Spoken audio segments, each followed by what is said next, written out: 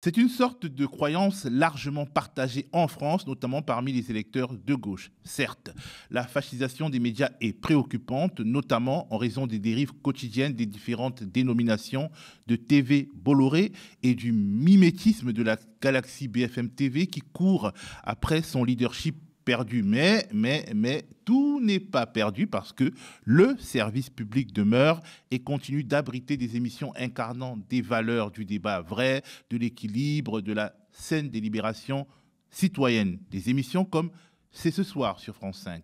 À bien y regarder, cette survalorisation du service public de l'audiovisuel et de ses émissions, est-ce qu'elle est justifiée? Journaliste, auteur de Rendre les coups et de La guerre des mots, ancien programmateur, notamment pour les émissions de Frédéric Tadei, Selim Derkaoui répond à cette question par un grand oui. Il s'en est expliqué dans un article publié par Frustration Magazine et intitulé C'est ce soir, conformisme bourgeois et illusion démocratique. Pour le média, il revient sur le dispositif de cette émission phare et plus généralement sur le vrai positionnement politique de ce qu'il appelle non pas le service public, mais les médias d'État, France TV ou TV Macron. C'est une nouvelle édition des combats de l'info sur le média, disponible sur le canal 165 de la Freebox, sur notre site internet lemediatv.fr, sur YouTube, sur Molotov aussi désormais.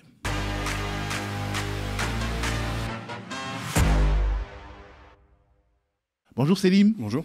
Alors ton article dans Frustration Magazine commence par un constat autour de toi, dans ton cercle proche. L'émission C'est ce soir bénéficie plutôt d'une belle image. Tu entends des jugements comme c'est mieux que rien, je regarde parfois, il y a les chercheurs et donc c'est intéressant, ça fait le taf. Et toi tu estimes que cette bonne réputation est en quelque sorte usurpée et notamment en raison d'un dispositif qui donne l'impression d'assister à une vraie émission de débat. Et elle s'est tout de suite accrochée à moi Parce qu'elle pensait en me disant les bombes. Mais c'est très compliqué. Ouais. Mon mari est journaliste, donc nous sommes deux journalistes. Et face à un enfant de 6 ans qui vous demande papa, maman, pourquoi les bombes? Explique-moi pourquoi la guerre? Deux journalistes, on est restés complètement muets. Or toi, avec ton regard de programmateur, tu as identifié de nombreux biais. Bref, c'est ce soir, ce n'est pas le nouveau Ce soir ou jamais, l'émission désormais mythique de Frédéric Tadei. Pourquoi ? Alors, il y a plusieurs raisons à ça. C'est que déjà, la première, c'est la présence encombrante de chroniqueurs et de chroniqueuses.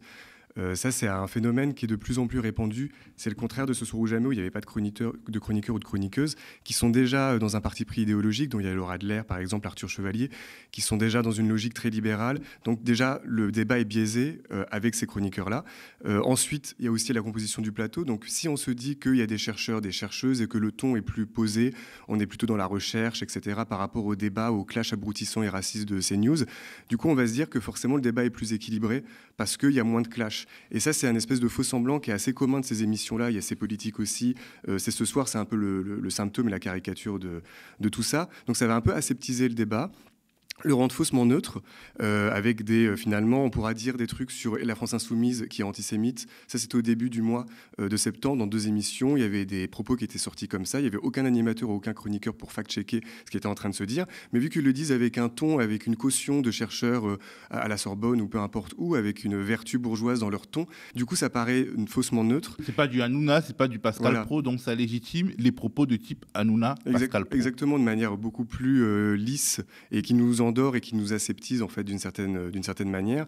LFI et Jean-Luc Mélenchon, qui ont basé leur campagne uniquement sur le fait de l'antisémitisme, de la haine et de la détestation de l'autre, vont faire un front populaire.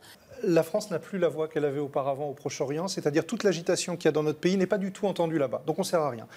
La responsabilité des politiques, qui depuis 1 an, et je pense à des gens de la LFI en particulier, appellent ouvertement à la destruction de l'État d'Israël, ce qui est une chose que je n'entendais plus depuis 20 ans. Et ça, on le voit aussi du fait que dans beaucoup de plateaux, moi j'ai regardé pendant l'émission pendant 1 an, d'autres émissions aussi du même type, sur France Culture aussi, des émissions un peu similaires. Quand on regarde dans le détail, en général, tout ce qui est les voix de la raison, entre guillemets, dans leur tête, aux programmateurs, aux animateurs, libéral, dans le cadre capitaliste, tout ce qui est dedans mérite d'être plus nombreux en plateau. Et finalement, tout ce qui est pour eux à la marge, c'est-à-dire des propos qui vont être plutôt anticapitalistes, comme Clément Sénéchal, par exemple, qui était invité hier à C'est Politique. Il était totalement isolé en plateau face à d'autres personnes comme Corinne Lepage, du coup, de Cap 21, qui était présente en plateau, d'autres personnes de type écolo, un peu entrepreneur, etc. Il était totalement isolé. Et en fait, c'est faire dire et faire comprendre que finalement, plus ta parole sort du cadre dans ces émissions-là, en fait, plus elle est militante. Et vu qu'elle est militante, elle est forcément beaucoup plus idéologique. Ce qui est intéressant dans cette émission assez politique hier, c'est que Thomas Negerov, là, le présentateur, à un moment, il dit à Clément Sénéchal, votre propos, attention, ça ne regarde que vous, c'est votre avis, ce n'est pas la vérité. Donc à partir de là, le débat est biaisé parce que de toute façon, si Corinne Lepage va dire des trucs un peu plus modérés, ça va être dans leur cadre à eux et ça va être moins idéologique et donc militant. En fait, cette écologie-là, qui veut déplacer les clivages, c'est une écologie qui est lourdement inconséquente. Comment est-ce que vous... Et c'est ça qui crée aujourd'hui de Je vais vous dire, c'est ce type de discours qui, à mon avis, tue l'écologie. Et je vais vous expliquer pourquoi. En prétendant la sauver, mots. manifestement. Je vais vous dire pourquoi. Je vous dis que le débat capitaliste, anticapitaliste ne m'intéresse pas. C'est précisément pour cela. Parce que quel est l'impact de cette notion conceptuelle sur la vie quotidienne d'un Français? Moi, ce qui m'intéresse, c'est l'écologie pragmatique. Ils font vachement une distinction aussi, notamment les programmateurs, on va y revenir certainement après, comment ils travaillent, etc., entre ce qui est militant ou ce qui est engagé. Ce qui est engagé, entre guillemets, c'est beaucoup plus convenable. Ça va être citer des rapports du GIEC de manière totalement régulière en plateau, faire des grands yeux en mode c'est urgent ce qui se passe avec l'urgence climatique. Tant que tu dépolitises le propos, pour eux, voilà, ça reste de l'engagement citoyen d'une certaine manière. Il faut vraiment voir ça parce que c'est intéressant, le terme de militant qui est beaucoup plus utilisé pour disqualifier et dès que c'est une parole qui sort du cadre, un peu comme c'est le cas à BFM, où j'avais travaillé, justement, j'étais venu en parler ici. Finalement, ils ont les mêmes biais et qui viennent aussi de la sociologie des programmateurs, des programmatrices, comment ils sont recrutés, etc. Donc en fait, c'est un faux équilibre parce que les chroniqueurs surcadrent le débat à côté du présentateur ou de la présentatrice, et un faux équilibre également parce que il y a le cercle de la raison qu'on oppose aux patients, mais le cercle de la raison, entre guillemets, est toujours surreprésenté. Ce cercle de la raison, c'est le libéral, la pensée un peu sociale libérale, voilà, donc macroniste. En fait, c'est vraiment ils sont encore dans leur tête, c'est encore le clivage gauche-droite, en fait, un peu classique. Donc dès que ça sort un peu trop, pour eux, il faut équilibrer le débat, et pour eux, c'est un débat qui est équilibré. C'est ça qu'il faut vraiment comprendre. C'est pas juste on va mettre des méchants bourgeois, etc. à la télé. C'est que vraiment pour eux, il y a cette croyance-là, de leur classe sociale aussi, parce que dans la programmation, il y a beaucoup de petits bourgeois, très parisiens aussi, parce qu'il faut pouvoir vivre à Paris, travailler à Paris, pour accueillir les invités, etc. en plateau. Donc il y a déjà un conformisme citadin aussi, parisianiste, qui est très, très important. Et en fait, eux, ils sont vraiment dans l'idée que en France, on va essayer d'incarner un petit peu des courants un peu majoritaires d'une manière un peu... des fois, c'est un peu au doigt mouillé. Donc c'est PS contre LR, en fait. C'est un peu... Voilà, c'est ça exactement. Et pour eux, en fait, ça va... comment dire, la radicalité, entre guillemets, à leurs yeux, comme Clément Sénéchal, moi, comme moi, quand j'étais à BFM, c'est pareil qu'à C'est ce soir. Finalement, pour eux, dans leur tête, on est minoritaire. C'est que quand la France Insoumise a fait quasiment 20%, même plus, aux élections, le NFP, avec un programme... plus ou moins radical, mais en tout cas, à leurs yeux, ça suffit. Pour eux, ils vont être quand même dans une idée que, ah non, tout ce qui est à la marge, politiquement, même si ça a un impact, quand ils font des débats sur la réforme des retraites, où il y a 75% des Français qui sont contre, en plateau, il y aura quand même 50-50.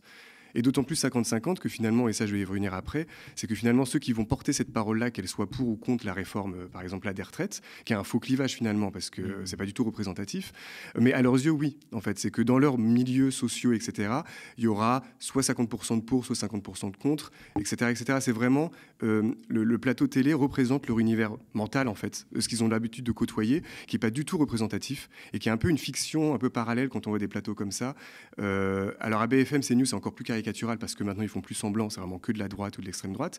Eux, ils vont encore un peu parsemer ça de social-démocratie à droite à gauche en se disant que c'est encore ça qui est majoritaire. Regardez, Glucksmann, il a fait 10% aux européennes, comme si ça avait une quelconque valeur en termes numériques. 13%. 13% de, voilà, comme si ça avait une quelconque valeur en sachant de qui se mobilise pour ces élections-là, européennes, etc., que ça veut rien dire du tout en termes de sociologie électorale, peu importe. Mais en tout cas, ça crée une espèce de fiction très parisiano-centrée, très bourgeoise de ce qu'ils ont comme conception du pluralisme, en fait. Et tu dis qu'en fait, les questions, en fait, les thématiques de l'émission, c'est ce soir particulièrement, ces thématiques qui sont souvent, disons, formulées en des questions, ce sont des questions piégées. Oui, là, ça, il y a pas mal d'exemples là-dessus. Enfin, en fait, En gros, par rapport aux questions piégées, par exemple, il y avait une émission que je prends sur les patrons. Les patrons sont-ils trop payés? Voilà, c'est ça. Et là, en fait, il y a un biais qui est assez intéressant, c'est que est-ce qu'ils sont trop ou pas assez. Enfin, en fait, on reste dans un débat SOSDEM. Comment dire, ça reste assez légitime de les taxer, de pas les taxer. Ça va être un peu ping-pong en fait par rapport à une question comme ça. On va pas du tout théoriser ce que ça veut dire un patron aujourd'hui, quel cadre ça a, etc. Ça va rester vraiment très en surface. Et en fait, ces questions-là qui imposent un débat, du coup, ça va être de dire est-ce que voilà, est-ce qu'il faut les taxer davantage ou pas, est-ce qu'il faut les payer ou pas assez, est-ce que ça va remettre en question le patronat et le système capitaliste dans lequel on est. Si quelqu'un va dire ça en plateau, on va lui dire que tu es hors du thème, et le thème, c'est juste en mode pas ou trop assez. Enfin, tu vois, et aussi, faut-il remettre les Français au travail? Ouais, par exemple, ça aussi, pareil. Voilà, comme si justement il fallait comment dire, les remettre au travail, que c'était légitime. Ça, toutes ces questions-là, en fait, ça t'empêche de penser le travail, par exemple, dans sa globalité, de penser le salaire à vie, comme peut théoriser Bernard Friot. Tout ça, c'est des fausses questions intelligentes. Et puis ça veut dire qu'ils ne travaillent pas, en fait, quelque part. Oui, c'est ça. Du coup, tu pars de ce principe-là, et quand toi, tu es en plateau, et en plus, tu es un peu minoritaire, tu dois déjà re-questionner la question qui est posée, donc déjà, tu perds énormément de temps, comme sur un autre plateau télé, comme BFM, etc. Finalement, on a les mêmes biais qui te font perdre du temps à réfléchir sur la question. Finalement, tu n'as pas le temps, tu t'entremêles, etc. Donc finalement, tu n'as pas de temps pour ça, et que tu es obligé de répondre à la question posée comme si tu étais à l'école et que tu avais le prof présentateur qui te posait la question. Voilà. Et souvent, c'est par fainéantise aussi, c'est que c'est tous les jours, souvent, ces émissions-là, ou même quand c'est une fois par semaine, ils n'ont pas forcément le temps de bosser beaucoup. C'est des gens qui travaillent pas beaucoup aussi de base. Ils vont pas se poser la question des termes qui sont utilisés par la Macronie. Ils vont prendre une question, ils vont se dire que c'est une question neutre parce qu'elle est posée au quotidien depuis des années. Elle est posée d'une certaine manière. Il y a des Elle fait la une du Point de l'Express. Elle fait la une, exactement. Faut-il remettre des Français au travail? Je vois vraiment ça à la une du Point de l'Express. Alors, tu dis que les plateaux sont construits pour éviter les radicalités et les contestateurs. Et pour toi, l'émission Débat public, l'impossible nuance du 24 avril 2024 est à ce titre paradigmatique. Des grandes leçons du XXe siècle, c'est que quand on passe son temps à être dans un truc totalement unilatéral et qu'on est incapable de reconnaître que parfois, sur tel ou tel point, l'adversaire, voire l'ennemi, a raison, c'est sûr et certain que l'espérance dont on est porteur ne peut que finir dans le sang. Quelqu'un comme Mélenchon et plein d'autres, c'est des gens qui ont connu l'époque de la guerre froide, etc., qui ont connu une époque où tout était justement, alors là, pour le coup, ultra fanatisé et ultra polarisé. Et aujourd'hui, on revient un peu à ça. Tous ces gens qui ont connu cette époque devraient quand même tout en voulant emmener la jeunesse vers de la révolte, vers tout ce qu'on veut, il y a 1000 raisons donc d'être en colère, mais quand même transmettre cette leçon-là, ne pas jouir un peu bêtement, un peu facilement d'une électrisation et d'une façon d'enflammer les esprits. Alors, qu'est-ce qui te marque dans cet échange sur le débat public ? Moi, ce qui me marque, c'est déjà la nuance. En fait, c'est un thème qui revient souvent parmi les classes dominantes, d'utiliser la nuance pour neutraliser un peu le débat. C'est-à-dire, dès qu'il est trop passionné, on va dire que c'est trop militant, que c'est trop, ça vient trop des émotions, des affects, donc que c'est pas suffisamment neutre. Le truc de nuance est de faire un débat là-dessus, en grande pompe, avec que des gens qui pensent peu ou prou la même chose là-dessus, qu'il ne faut pas trop déborder, etc. Ce qui est intéressant, c'est aussi Eugénie Bastier qui est présente à ce débat-là, qui va être la seule voix qui va incarner le côté il faut arrêter de neutraliser le débat, les extrêmes, c'est dangereux, etc. Donc il faut attendre que ce soit une personnalité d'extrême droite qui puisse avoir ton avis plus ou moins sur ce thème-là. Parce que dans leur tête, en fait, ça va être beaucoup plus facile déjà de contacter des gens d'extrême droite parce qu'ils viennent plus facilement en plateau. J'appelle ça les déjà dans le taxi, c'est-à-dire que tu n'as même pas besoin de les appeler, qui sont déjà là. Eux, ils viennent plus facilement. Ils sont très parisiano-centrés aussi. Ils rechignent moins à venir, contrairement à des personnalités de gauche aussi, qui peuvent critiquer le cadre, etc. Donc voilà, plus facile à venir. Et aussi, dans leur tête, la subversivité, elle va plus être acceptée à l'extrême droite, parce que finalement, elle ne va pas trop contredire le cadre, en fait. Ils vont être en accord sur certains aspects qui ne va pas te les remettre en question en tant que journaliste. En général, ça les arrange quand Eugénie Bastier ou des gens comme ça leur disent vous êtes des gauchistes, etc. Ils savent très bien que c'est caricatural. Et ça les relégitime d'une certaine manière. Parce que c'est les méchants qui leur disent Exactement. Par contre, quand c'est à leur gauche qu'on dit ça, qu'on traite leur manière de traiter l'information ou de ne pas la traiter, etc., etc., là, c'est une attaque où, quand on remarque bien aussi certaines émissions, ils sont beaucoup plus sur leur garde et beaucoup plus agacés. Et ça, ils vont en faire quelque chose comme une vertu qui est blessée, etc. Alors, quelle est la différence fondamentale entre ces émissions du service public dont on est en train de parler et l'émission Ce soir ou jamais de Frédéric Tadei, qui était une émission qui marchait très bien, qui était très appréciée, qui a été brutalement mise hors antenne il y a quelques années? Il y a plusieurs choses. Déjà, l'équilibre du plateau. Moi qui ai travaillé avec Frédéric Tadei pendant très longtemps, je faisais les thèmes, je faisais aussi la composition des plateaux, quasiment tout seul aussi. Eux, je sais que dans ces émissions-là, que ce soit 28 minutes, C'est politique, ils sont très nombreux à la programmation. Et finalement, là, le problème qu'il y a, c'est déjà ce poste-là de programmation qu'il faut interroger. Parce que ce n'est pas une profession qui est très connue, qui est très mise en avant. Souvent, c'est par réseautage. Alors moi, quand j'ai pu travailler comme programmateur avec Frédéric Tadei, j'ai dû harceler sur Facebook l'ancienne directrice de Ce soir ou jamais, enfin en tout cas co-rédactrice en chef, qui s'appelle Maya. J'avais en ami sur Facebook Frédéric, j'essayais de passer par sa sœur sur le site d'Europe 1 à l'époque. Enfin, je voulais vraiment... Quoi. Voilà, exactement, gros forceur, très, très assumé. Et quand tu n'as pas du tout de réseau, c'est le seul moyen de faire. En général, la programmation, c'est pas très connu, même dans les écoles de journalisme, c'est pas forcément mis en avant, alors que c'est un pouvoir éditorial extrêmement fort, parce que c'est eux qui vont choisir les invités, c'est eux qui vont faire le relais avec l'animateur ou l'animatrice pour sélectionner tel thème, etc. C'est important, et c'est pas des fiches de poste qui sont sur LinkedIn ou ailleurs, en fait. Souvent, c'est tu connais un tel, il rentre en stage, tu vas faire les fiches du présentateur ou de la présentatrice. Souvent, c'est des gens qui habitent, comme je disais tout à l'heure, à Paris, donc ils ont déjà une vision assez parisienne du débat public. C'est des gens très CSP+, donc qui ont déjà une espèce de réseau ou pied dans les médias, plus ou moins, etc. Et en fait, ils ont une vision de classe en fait de ce que c'est un débat. Donc forcément, contrairement à ce qu'il pouvait y avoir dans des émissions précédentes ou que je pouvais aussi faire, c'est que pour eux, mettre quelqu'un, comme je disais tout à l'heure, de gauche ou trop militant, du coup, c'est quelque chose à fact-checker, c'est pas assez raisonnable. En fait, il y a vraiment ce truc-là de raisonnable. Et si on met des gens qui sont premiers concernés sur certains débats, là, ça passionne trop, c'est trop subjectif. Donc il faut des gens qui soient suffisamment neutres et surtout qui bousculent pas un petit peu l'émission en tant que telle.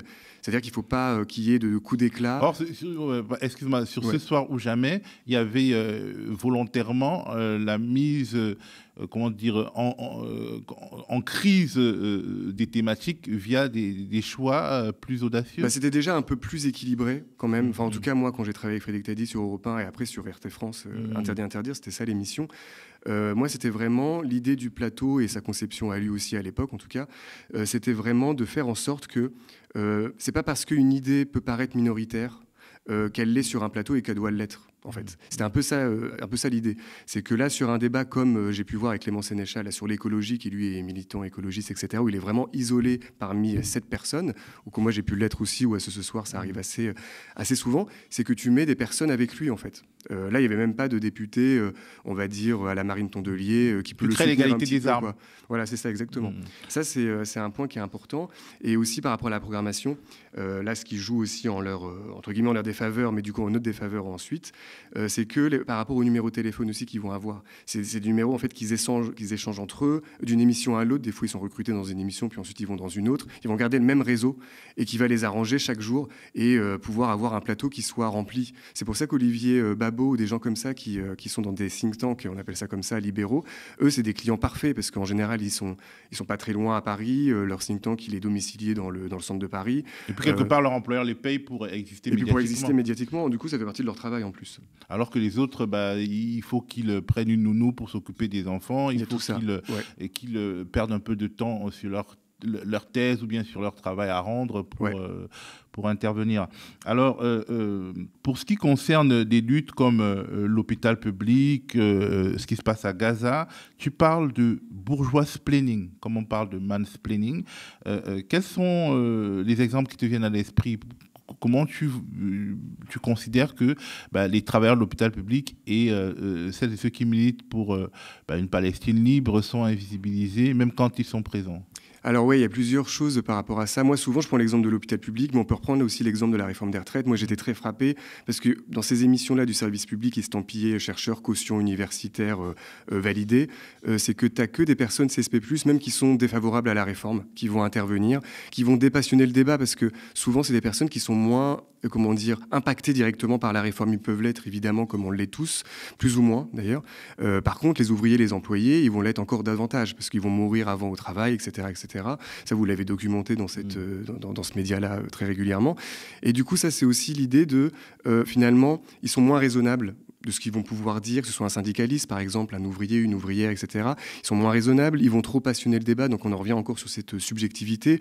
Ils vont pas être dans une espèce de surplomber un petit peu le débat.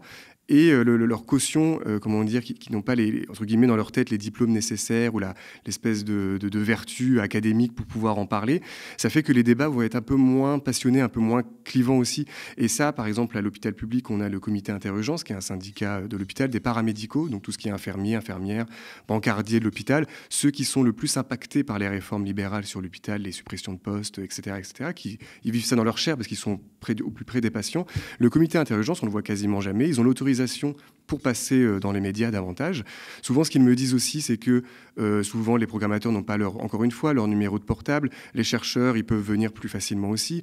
Là, sur l'hôpital, par exemple, il y avait à l'époque Lucie Castet, dans l'émission que j'avais vue l'année dernière, qui était invitée, qui disait des trucs assez intéressants sur le service public, etc., mais de manière, encore une fois, très dépassionnée. Elle le disait de manière un peu, il faut sauver le service public. Puis tu avais quelqu'un en face qui disait, non, il faut faire des économies. C'était Mathias Vargon, qui lui est chef urgentiste à l'hôpital.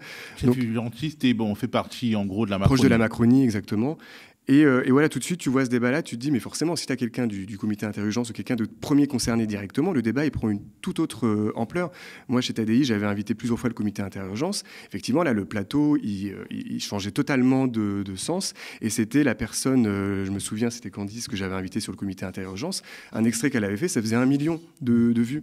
Parce que là, il y avait quelque chose qui se disait à la fois sur le terrain, mais aussi en termes d'analyse. Souvent, les programmateurs assez embourgeoisés dans ces réseaux parisiens-là, ils ont une méfiance des classes populaires en général, des classes laborieuses, comme quoi c'est que des témoins et ça peut pas être aussi des personnes qui peuvent analyser leur propre sort. Tu vois, et donc il y a toutes ces choses-là qui sont des biais à la fois de classe, etc., de mépris qu'il peut y avoir aussi, de condescendance de leur part, qui font que c'est des plateaux qui sont très embourgeoisés et qui soient à gauche ou à droite. C'est pour ça qu'il faut aller plus loin, je trouve, que plutôt le côté... on a un chercheur de Paris 8 qui va défendre un point de vue de gauche, mais déjà dans un plateau déséquilibré, c'est encore plus compliqué. Mais en plus, à partir du moment où tu as des gens qui ne sont pas premiers concernés, moi, souvent, ce que je faisais, c'était mettre un chercheur ou une chercheuse qui a travaillé le sujet, voilà, et puis mettre des personnes premières concernées. Ce qui est assez compliqué, pour les programmateurs et programmatrices aussi, c'est que il faut payer souvent aussi les trains pour les personnes qui sont en dehors de Paris. Souvent, dans leur tête, ils vont se dire c'est des gens qui ne parlent pas suffisamment bien en plateau. C'est des gens aussi, alors ça, ils ne se le disent pas parce qu'ils n'ont pas conscience de ça du tout, qui travaillent la journée, donc ils ne peuvent pas venir alors que les émissions sont enregistrées en plateau. Par exemple, leur patron aussi pour leur dire non, toi, tu ne passes pas en plateau pour dire ça. Donc ça demande du temps. Ça demande beaucoup de temps, du travail, etc., que eux, de toute façon, ils ne veulent pas forcément faire, alors qu'ils sont beaucoup à travailler dans ces émissions-là, encore une fois, et que moi, je me donnais à l'époque, à l'émission, du mal pour pouvoir faire venir des personnes, pour parfois garantir leur anonymat aussi en plateau. Ça, tu peux le faire, les filmer différemment, etc. Je l'ai fait assez souvent, ça. Il y a plein de stratagèmes, justement, pour pouvoir contourner et faire en sorte que ce soit des émissions où il se passe quelque chose. Et comme dans la société, en fait. Alors, tu es assez dur pour Karim Rissouli, le taulier de C'est ce soir. Tu parles de caution diversitaire. C'est un peu fort. Oui, je parle pas forcément, de lui expressément. En fait, ces gens-là, ils vont mettre, c'est la bourgeoisie de gauche en gros, donc ils vont mettre en avant le côté diversité Netflix de manière d'apparence entre guillemets, mais pas politiquement. C'est-à-dire que là, quand il fait des plateaux totalement pétés, pardon pour le terme, mais par contre c'est le cas, totalement déséquilibrés comme ça, quand il sert la soupe à l'extrême droite différemment, on peut mettre en avant le fait qu'on est issu de la diversité, mais si ça n'a pas de conséquences politiques sur vraiment ce qui est un cadre, ce qui est un débat, etc., de contester parfois les choix éditoriaux qui sont faits, de pouvoir fact-checker en direct quand la France Insoumise est totalement, là, depuis la rentrée, c'est quand même assez parlant, parce que la France Insoumise était davantage invitée l'année dernière. Là, on sent qu'on a passé un cap post-législatif, comme vous avez pu observer ici. Et les premières émissions, il n'y avait personne en plateau pour contester des propos qui étaient totalement... faux, en fait, totalement mensongers. Il n'y avait personne pour dire ça, pour finalement servir la soupe à l'extrême centre ou à l'extrême droite derrière. Ils avaient fait une émission sur Michel Barnier, c'était ça le titre.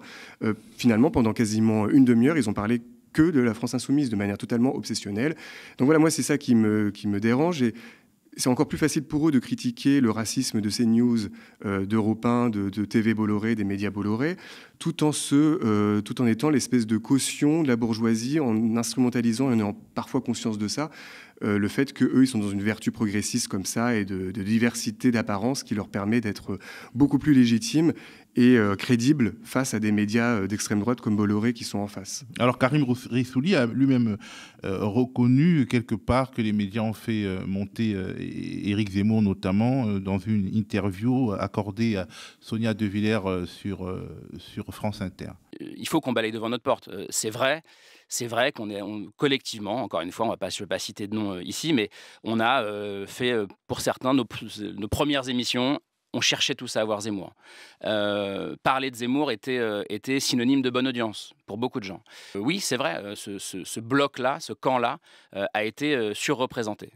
Alors, bon, il a reconnu lui-même, donc c'est quoi le problème? Oui, c'est intéressant qu'il le reconnaît, mais en fait, ils reconnaissent toujours leur tort après coup. C'est toujours facile parce que du coup, ils viennent en plateau, ils sont invités chez Sonia De Villers dans un bon cadre où ils vont être très sympas entre eux, toujours après coup. Et puis, c'est quand même le service public, en fait. C'est quand même notre service public. C'est pour ça qu'on en reviendra tout à l'heure à la fin, je pense, par rapport aux médias d'État.